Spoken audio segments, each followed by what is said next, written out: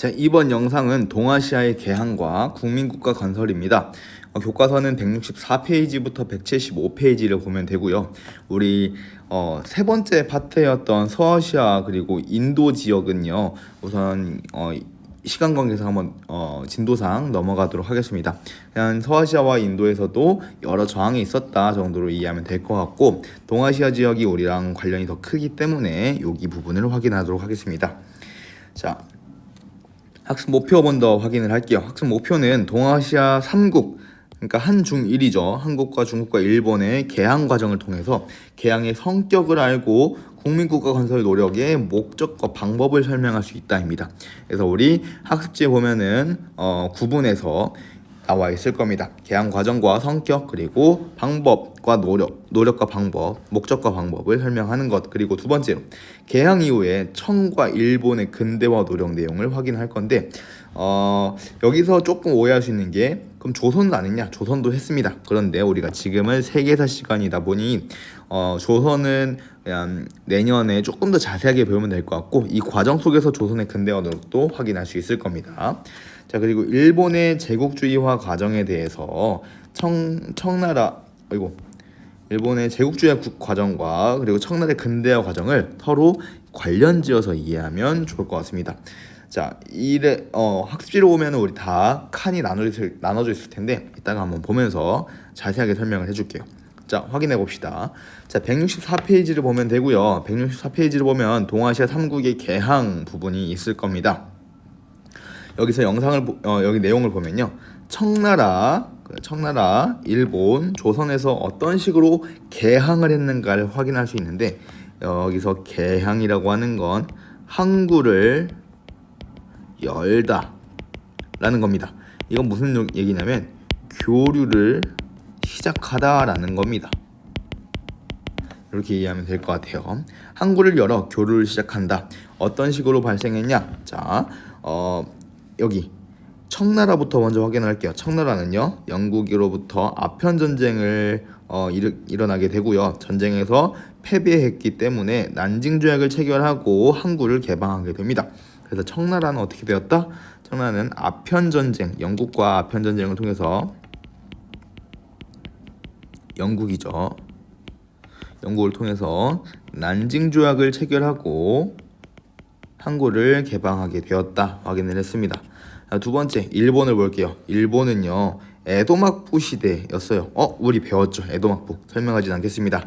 에도막부 시대였는데, 여기 이때는 서양의 통상 요구, 서양이 와서 야 놀자 했는데 거부했습니다. 그런데 이때 미국이 와서 무력 시위, 대포를 빵빵 쏘면서 막 무섭게 만드니까 에도막부는 여기 굴복하고 미일 화친 조약을 체결하게 되면서 개항하게 됩니다.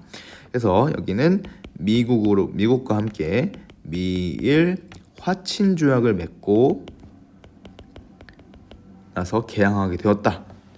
자, 그런데 일본이 미국으로부터 대포 빵빵 받으면서 미안해 항복할게 했는데 조선한테 똑같이 합니다. 일본이 조선에 와가지고 이제 일본이 개항을 요구합니다.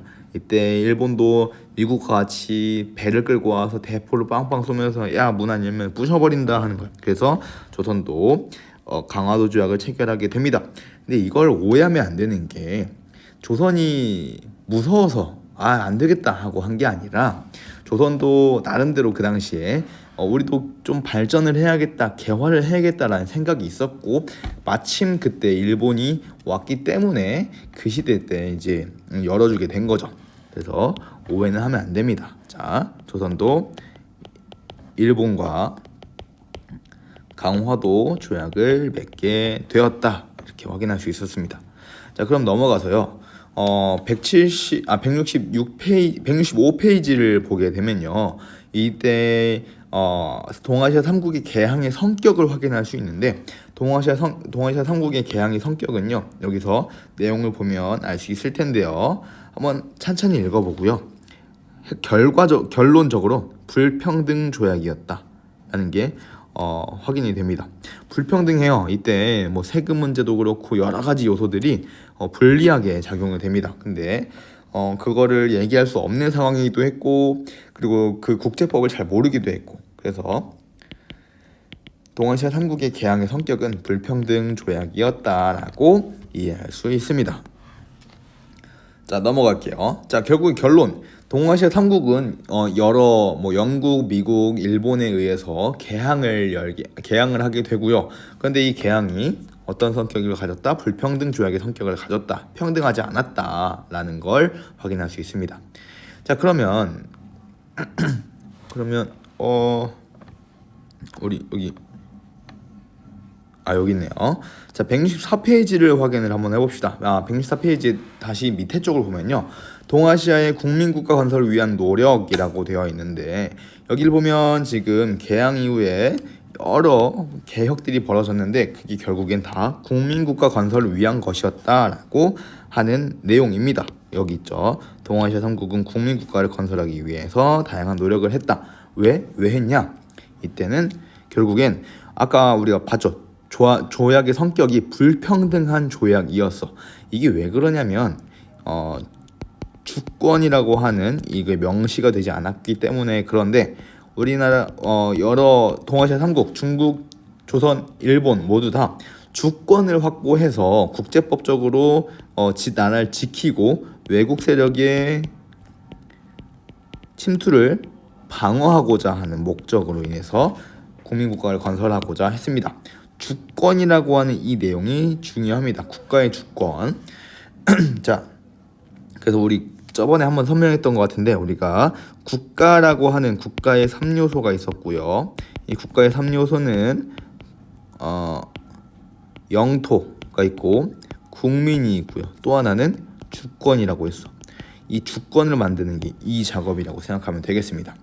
자, 그래서 어떻게 해서 주권을 만드냐? 첫 번째, 정치 체제를 개혁합니다.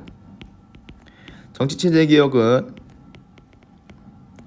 서양식으로 바꾼다는 건데요. 여기 내용을 보면 왕과 소수의 지배층이 정치 권력을 장악하고 통치하는 군주제가 한계를 드러내고 있었는데, 여기에 대해서 국민의 의사를 대표하는 의회, 국민의 권리를 보장하는 헌법을 제정해서 뭘 하려고 한 거야? 정치 체제를 개혁하려고 합니다. 정치 체제는 서양처럼 바꾸는 거였는데요. 서양처럼 바꾸는 방식은 크게 두 가지죠. 우리 이미 배웠어요. 첫 번째는 입헌 군주제가 있을 수 있고요. 또 하나는 왕이 없는 공화정이 되는 거죠. 그래서 각각 입헌군주제와 공화정을 만들려고 노력을 하게 되고요. 자, 그리고 두 번째, 이걸 하기 위해서 해야 될 거 뭐야? 의회를 만듭니다. 국민의 대표로서 국민의 이야기를 들을 수 있는 의회 개설이 목표가 되고요. 세 번째는 헌법을 제정하는 거죠. 그래서 의회를 개선하고 헌법을 제정하면서 정치체제를 개혁하는 방법으로 주권을 확보하려고 노력했다. 주권 국가로서 나아가려고 노력했다라는 부분을 이해하면 되겠습니다. 자, 그래서 우리 동아시아 3국의 개항의 과정과 성격 확인했고요. 그리고 동아시아 국민국가 건설을 위한 노력을 어떤 식으로, 목적이 무엇이었고 어떻게 했는지 확인했습니다. 그럼 구체적인 내용을 한번 확인해 보겠습니다. 우리 학습지로 보면요, 이런 식으로 나타나 있을 거야. 청나라 일본의 국민국가 건설 노력, 그리고 제국주의화, 일본의 제국주의화 내용을 이렇게 표로 만들어 봤는데요. 여기 보면 지금 봤을 때 청나라에서 어떻게 했는지, 일본에서 어떻게 했는지 확인한 다음에 이게 한번 부딪혀요. 그리고 이 영향으로 또 바뀌게 되는 내용이 있을 겁니다. 그래서 여기 가운데 있는 이 박스는 청나라와 일본이 각각 자신의 발전 과정을 한번 실험해보고 이 동아시아의 어떤 패권을 장악하기 위한 한 번의 만남이었다 정도로 이해하면 될 것 같습니다. 한번 천천히 한번 찾아보죠. 자, 우리 그리고 일본에서의 국민국가 건설 운동 한번 확인을 해보겠습니다. 자, 여기 166페이지와 170페이지를 한 번씩 볼 건데요. 자, 166페이지부터 한번 확인해 보겠습니다.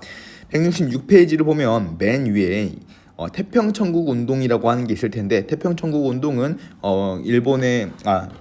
중국에 외국 세력이 들어오는 걸 막고, 그리고 청나라의 어떤 백성들의 불만을 표출한 것이었다라고 했는데, 결과적으로 이 태평천국 운동을 누가 진압했냐면 영국과 프랑스 같은 서양 세력이 진압하게 됩니다. 그래서 이때 어떤 생각을 하게 되냐면 청나라에서는 아편 전쟁, 태평천국 운동 겪으면서 서양 열강, 서양의 우수한 군사 기술을 경험하게 됩니다. 그래서 야 서양처럼 바꿔야겠다라고 생각하게 되는 거죠. 자, 그런데 여기 한번 볼까요? 그러면 결과적으로 여기 배경을 확인할 수 있는 거죠. 자, 첫 번째 우리가 청나라의 국민국가 건설 운동을 첫 번째로 양무 운동이라고 부르고요. 양무 운동은 서양의 문물을 받아들이는 것, 서양의 문화와 물건들을 받아들이는 거였는데 배경으로서는 방금 봤던 아편 전쟁과 그리고 태평천국 운동 때 똑바로 써줘야겠다. 태평천국 운동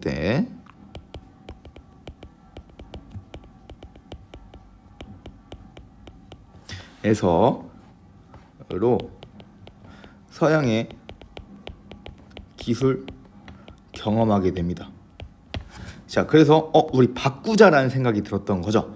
어떻게 바꾸냐? 방법이 뭐냐? 방향이 뭐냐? 어떤 식으로 방향을 바꾸냐면 우린 중체서용을 하겠다라고 했어요. 중체서용은 뭐냐면요. 야, 우리가 중국의 체제, 그러니까 황제 통치는 좋아. 이게 문제가 되는 게 아니라 서양의 기술이 없는 게 문제다. 그래서 서양의 기술만 가져오자. 중국의 체제, 서양의 기술을 사용하겠다. 서양의 기술을 받아들이겠다라는 게 중체서용이고요. 그래서 어떻게 해야 돼요? 이게 양무운동이라고 불리는 건데, 그래서 근대식 군수공장을 세우고 여러 서양식의 군대를 만들고요. 신식 학교 교육을 통해서 유학생을 파견하고 여러 문화를 배워오게 한 거였죠. 그래서 정리하면 방향으로서는 중체서용이 되겠고요. 중국의 체제를 가지고 서양을 이용한다라는 겁니다. 주요 활동은 근대식 군수공장, 무기 만드는 겁니다. 또 서양식 군대를 만들고요. 그리고 새로운 종류의 학교, 새로운 방식의 학교와 유학생 파견을 하게 됩니다. 이런 방식으로 중국의 체제를 유지한 상태로 서양의 것들을 받아들이려는 노력을 하게 됩니다. 그럼 우리 일본을 볼까요? 지금 이렇게 비교하는 이유가 청나라와는 좀 다르니까 비교를 하는 거겠죠. 자, 넘어가서 170페이지를 한번 볼게요.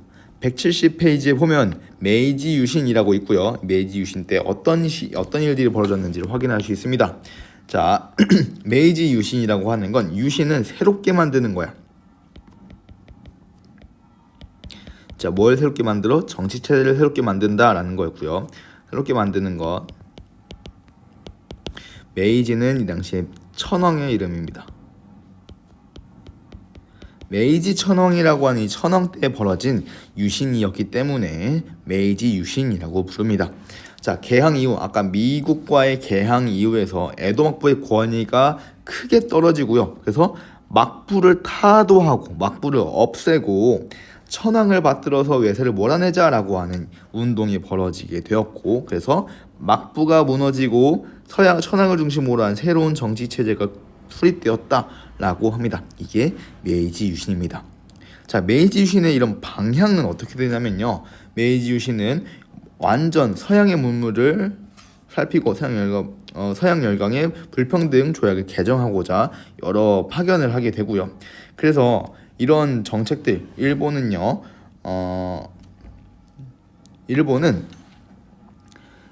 일본의 방식들을 다 버리고 서양처럼 바꾸게 됩니다. 서양 국가처럼 모든 걸 바꾼다. 그래서 문명 국가가 된다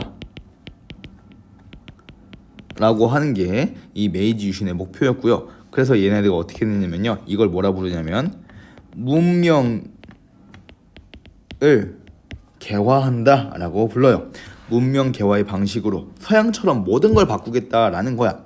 우리 비교해보면 아까 중국은요, 중체서용, 중국 거는 그대로 놔두고 서양의 문물만 받아들인다, 이용한다 라고 했다면, 여기 일본은요, 문명을 아예 바꾼다, 모든 것들을 다 서양처럼 바꾼다 라는 거였습니다. 그래서 결과적으로는 이겁니다. 일본에서 뭘 바꿨어? 가장 먼저 헌법을 제정하고 의회를 개설하게 됩니다. 그래서 일본은 제국 헌법을 제정하고요. 또 하나 의회를 개설하게 됩니다. 그래서 입헌군주제 의회의 바탕을 둔 근대 국가의 제도적 틀을 갖추게 되었다라고 합니다. 요게 중요해요. 자, 그럼 이제 좀 차이가 보이나요? 정리를 해봅시다. 일본은요, 메이지 유신을 통해서 하려고 했고요. 배경은 뭐냐면 에도 막부에 대한 불만, 그리고 천황의 통치 권력, 통치권 반환 요구가 있었다.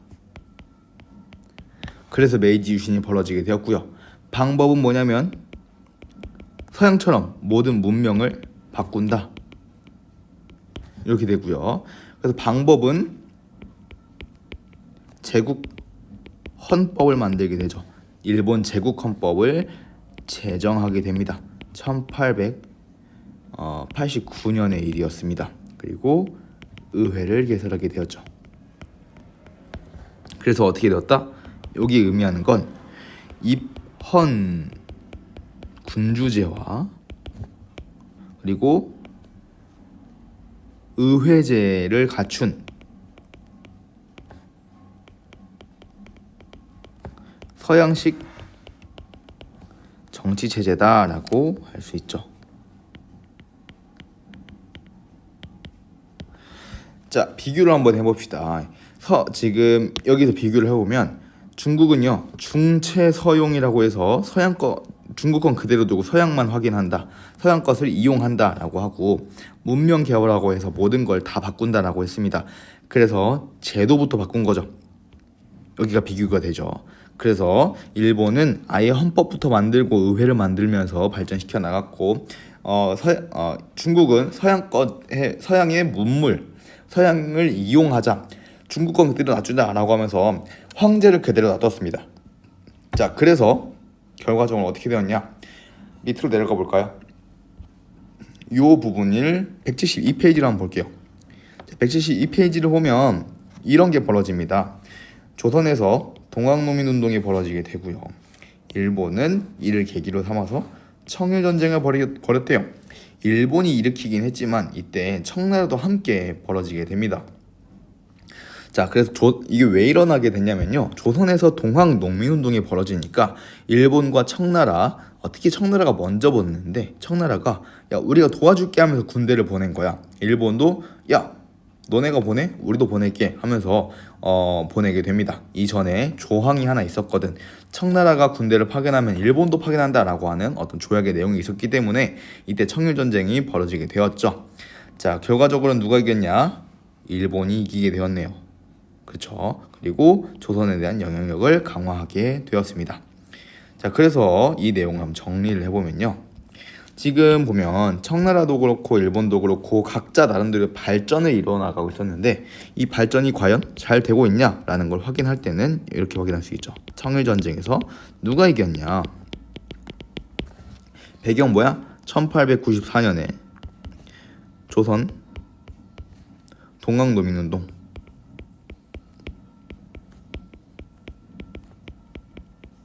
발생하게 되고요. 여기에 칭이 아니고 청나라와 일본이 군대 파견하게 되었고, 와서 자기들끼리 싸우게 된 거야. 그래서 결과는 어땠어요? 일본이 승리하게 되고요. 그리고 조선에 대한 영향력 확대됩니다. 이렇게 되는 게 청일전쟁이었어요. 청일전쟁은 그러니까 청나라와 일본이 각각 양무운동과 메이지 유신으로 발전해 나가는 과정 속에서 과연 둘 중에서 누가 더 잘하고 있냐를 확인했던 전쟁 정도로 이해하면 좀 내용이 쉬울 겁니다. 그리고 결과적으로는 일본이 이겼고요. 일본은 그래서 조선에 대한 영향력을 확대하고 있습니다. 옆에 그림을 보면 러시아와 일본과 청나라가 있고요. 청나라 일본은요 지금 여기는 조선을 두고 낚시를 하고 있는데 여기 위에서 또 하나 나라가 러시아가 지켜보고 있죠. 러시아도 일본 조선을 노리고 있습니다. 왜 노리고 있을까? 우리 러시아 옛날에 한번 배웠습니다. 러시아의 절대왕정 보면서 선생님이 하나 기억하라고 한 게 있어.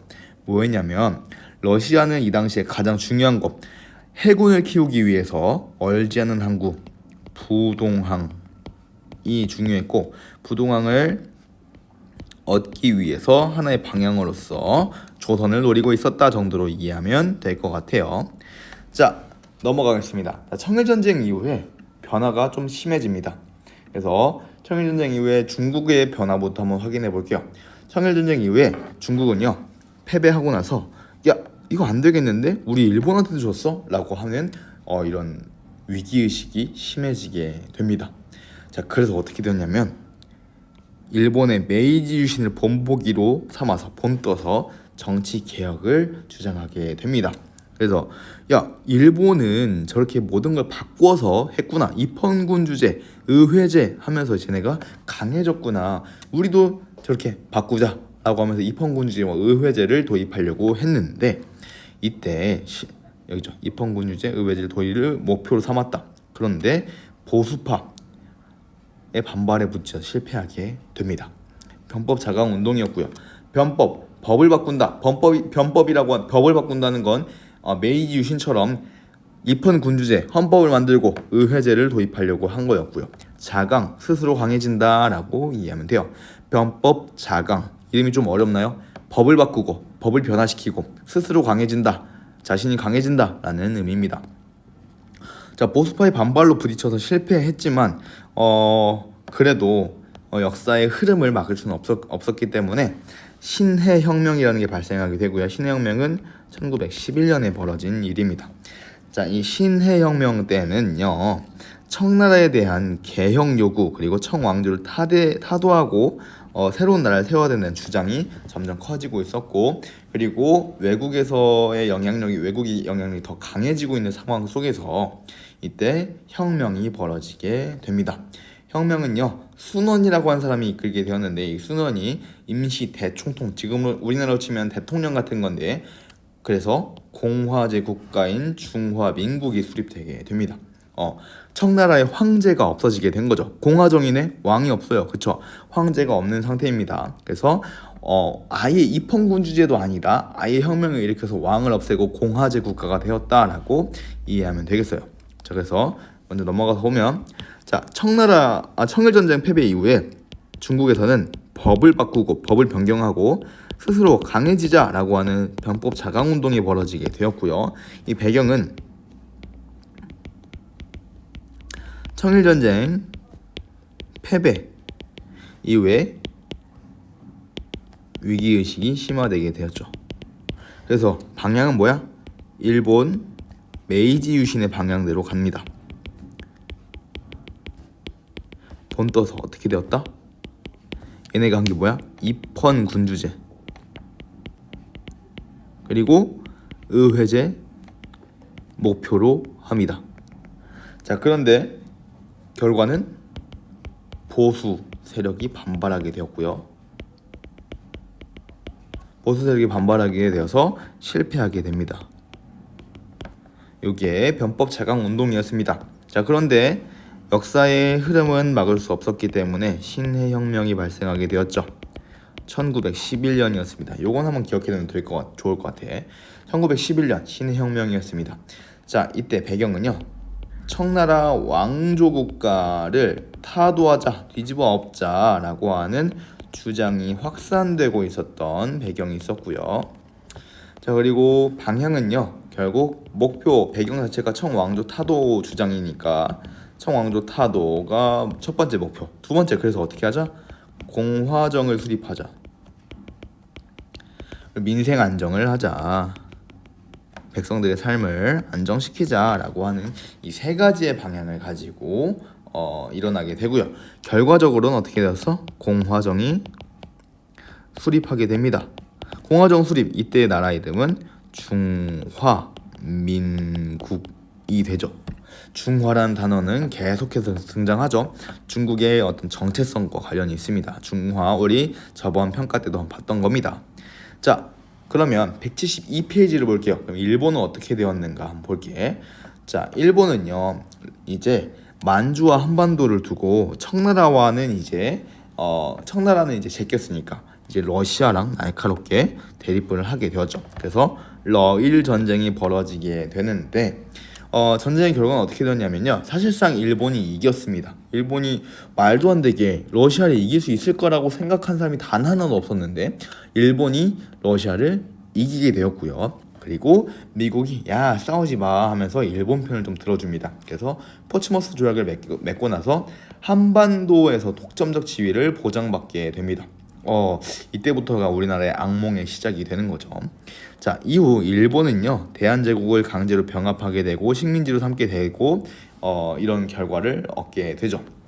자, 결과 정리하면 일본은 메이지 유신 이후에 청일전쟁에서 청나라 제끼고 또 하나 기다리고 있었던 러시아를 전쟁으로 맞이하게 됩니다.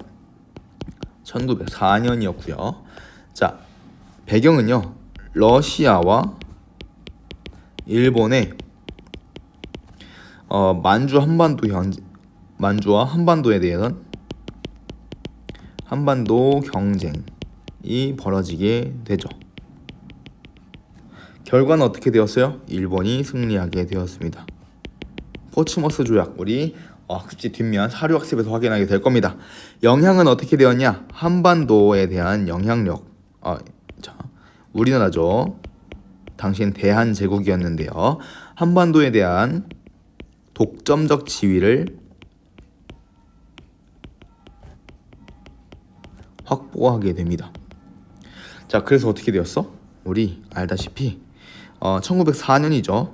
1905년이 되면요 을사늑약이 체결되고요. 외교권을 박탈하게 되고요. 자, 그리고 1910년이 되면요 대한제국을 강제로 병합하게 됩니다. 그래서 일본은 제국주의 국가로 나타나게 되는 거죠. 그래서 일본은 지금 이제 타이완, 대만이죠. 대만과 대한제국, 우리나라죠. 이 둘을 식민지로 삼으면서 다른 나라를 점령해 나가는 이런 제국주의 국가로 탄생하게 되는 겁니다. 그와 반대로 청나라는 양무운동과 변법 자강운동이 모두 실패로 돌아가는 모습을 경험하면서 안 되겠다, 신의 혁명을 일으켜서 공화주의 국가로 만들자라고 하는 이런 움직임을 이루게 되었죠. 이렇게 해서 청나라와 일본의 내용을 확인해 보았습니다. 자, 러일 전쟁의 뒷이야기를 보면요 여기 그림이 있는데 이 아저씨 영국인이죠. 영국이 일본을 도와주고 있네요. 왜 도와줬을까 한번 생각을 해볼 만한 일이죠. 자, 영국은 러시아가 영국은 러시아가 그러니까 한반도였죠. 우리나라로 내려오는 걸 싫어했어요. 이 동아시아 국가 러시아는 유럽에서도 지금 견제하는 대상이었기 때문에 러시아가 한반도를 먹게 되면 러시아가 더 커지는 걸 경계한 거야. 그래서 영국 입장에서는 별 볼 일 없는 일본이 차라리 그래 니네가 커지는 게 내가 제압할 수 있겠다. 일본은 커져도 뭐 크게 문제는 안 되겠다 싶어서 영국이 일본을 지원해주고 있었던 거죠. 이런 배경이 있었습니다. 한번 이것도 참고로 알아두면 좋을 것 같아요. 자, 여러분 이제 조금 복잡한 내용일 수 있겠지만 여기 요 그림들을 천천히 이해하면서 다시 한번 확인해 보길 바랍니다. 지금 청나라와 일본 이 두 나라가 각각 양무운동 메이지 유신으로 근대 국민국가로 발전하려고 하고 있었고 이 둘이 붙어본 게 청일전쟁이었는데 결과적으로는 일본이 이기게 되고요.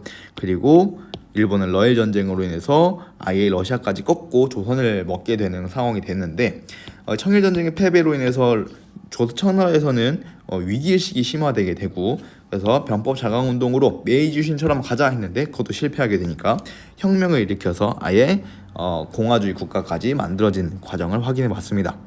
자, 요 내용 다시 한번 확인하면서 뒤에 사료학습을 내용을 보게 되면요 요 큰 그림에서 보게 될 겁니다. 그래서 우리가 지금 전체 내용을 봤을 때 학습 목표에서 개항 이후에 청과 일본의 근대화 노력을 사료에서 확인하는 거 사료학습에서 하면 될 것 같고요. 자, 그리고 일본의 제국주의화 과정, 어떻게 해서 식민지를 가지게 되었는가와 청나라가 근대화되는 과정을 서로 관련지어서 이해한다. 얘네들이 청나라와 일본이 맞붙었던 청일전쟁과 그 둘의 상황을 비교하면서 청나라는 이랬고 일본은 이랬고, 근데 둘이 만나보니까 일본이 이겼네, 청나라는 안 되겠다 하는 이런 과정들을 이해해 보라는 거였어요. 자, 그래서 우리 서류학습에서 내용을 확인하고 퀴즈에서도 내용을 더 확인하면 그 피드백을 받을 수 있을 겁니다. 자, 우리 4단원의 내용은 여기서 마무리를 하게 되었습니다. 자, 고생 많았고 우리 평가에서 좋은 결과 있길 바랍니다.